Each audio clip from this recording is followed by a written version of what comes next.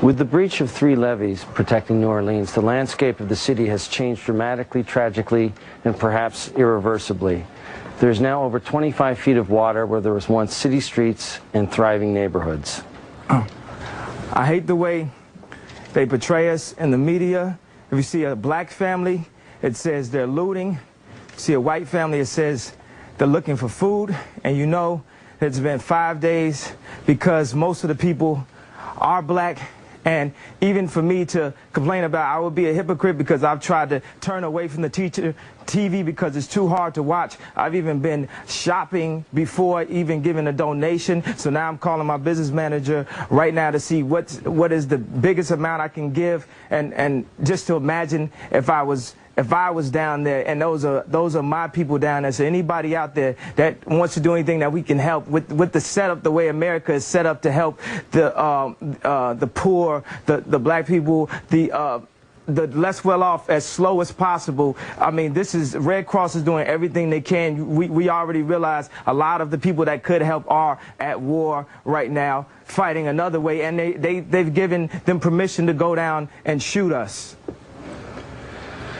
And subtle, but in even many ways more profoundly devastating, is the lasting damage to the survivors' will to rebuild and remain in the area. The destruction of the spirit of the people of southern Louisiana and Mississippi may end up being the most tragic loss of all.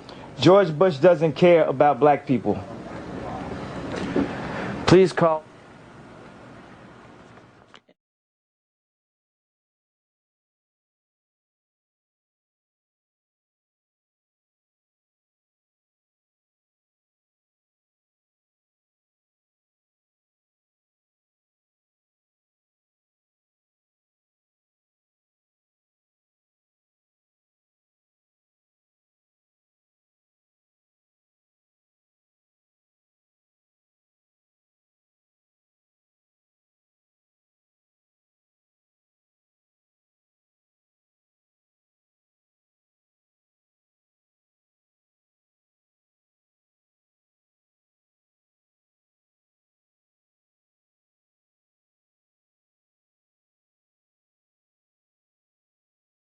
Vice President Broussard, let me start with you.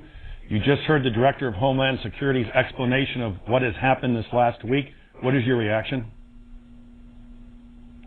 We have been abandoned by our own country. Hurricane Katrina will go down in history as one of the worst storms ever to hit an American coast, but the aftermath of Hurricane Katrina will go down as one of the worst abandonments of Americans on American soil ever in U.S. history. I am personally asking our bipartisan congressional delegation here in Louisiana to immediately begin congressional hearings to find out just what happened here, why did it happen, who needs to be fired, and believe me, they need to be fired right away because we still have weeks to go in this tragedy. We have months to go. We have years to go. And whoever's at the top of this totem pole, that totem pole needs to be chainsawed off, and we've got to start with some new leadership. It's not just Katrina that caused all these deaths in New Orleans here. Bureaucracy has committed murder here in the greater New Orleans area, and bureaucracy has to stand trial before Congress now. It's so obvious. FEMA needs more congressional funding. It needs more presidential support. It needs to be a cabinet-level director. It needs to be an independent agency that will be able to fulfill its mission to work in partnership with state and local governments around America. FEMA needs to be empowered to do the things that was created to do.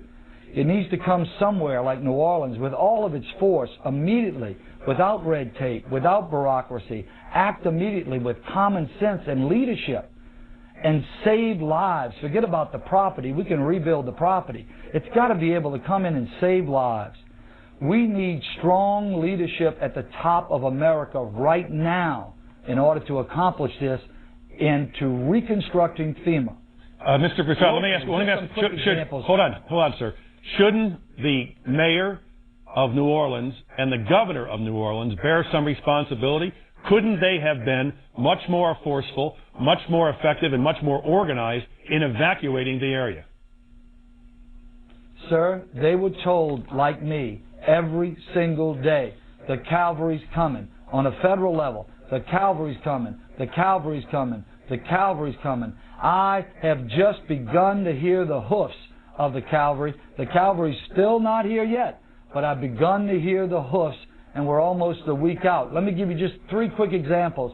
We had Walmart deliver 3 trucks of water, trailer trucks of water. FEMA turned them back. They said we didn't need them. This was a week ago.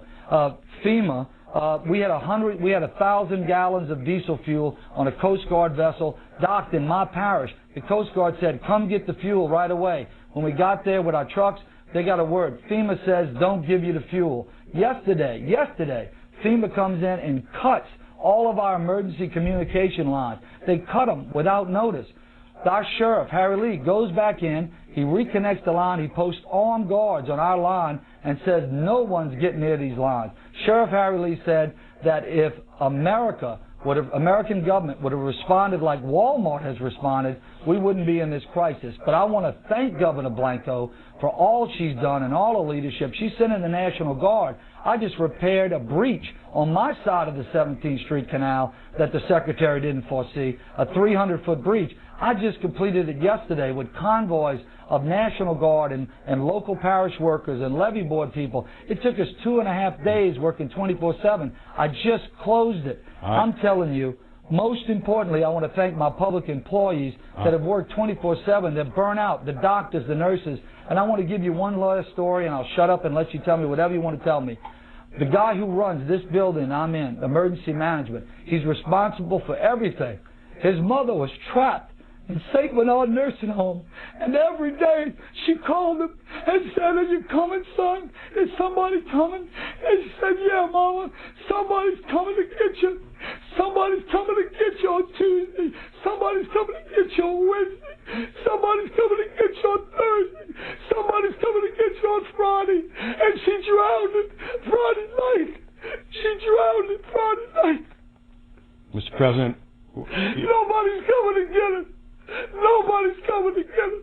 The Secretary has promised. Everybody's promised. They've had press conferences. I'm sick of the press conferences. For God's sakes, shut up and send us somebody. just take a pause, Mr. President. While you gather yourself in your very emotional times, I understand. Let me go to Governor Haley Barbour of Mississippi. Governor Barbour, can you bring our audience up to date on what is happening in your state? How many...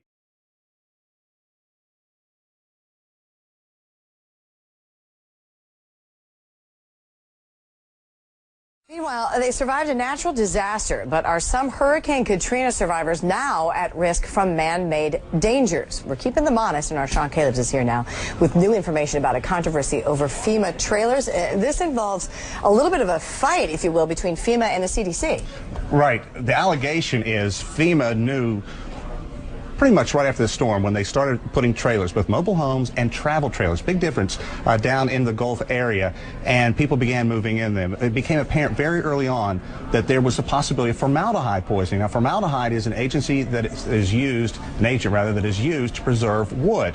Now, FEMA had an entity of the CDC called the Agency for Toxic Substances and Disease Registry. Got all that? Do a study on the short-term effects of living there, because the concern was for FEMA, look, people aren't going to be living in those trailers that long. We want to find out what they're exposed to, what the dangers are, and if we need to move people out of those trailers instantly. Now, what we're looking at now, however, a congressional subcommittee, the Committee on Science and Technology, looked at the notes between FEMA and the CDC, and what congressional investigators are worried about is maybe FEMA ask the CDC to whitewash or not do a long-term study on the long-term effects of living in the FEMA trailers. FEMA says, look, that's not the case. You're talking about apples and oranges, but boy, this is just going to ratchet up the heat on FEMA. And I think more than anything, Heidi, it's an example of how poorly prepared FEMA was to provide help to that region. Everybody who lives there, I've been there more than 2 years now, knew that the big one would put tens of thousands of people out of their homes. Yeah. So what was the answer?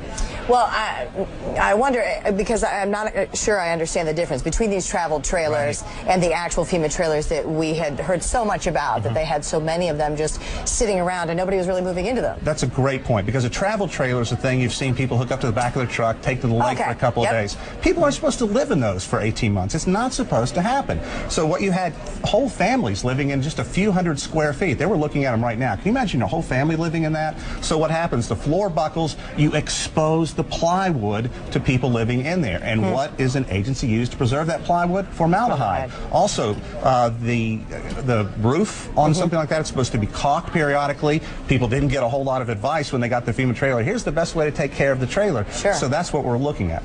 Wow. Well, that's a heck of a story. We will continue to follow that one alongside you. Sean Caleb's for us this morning.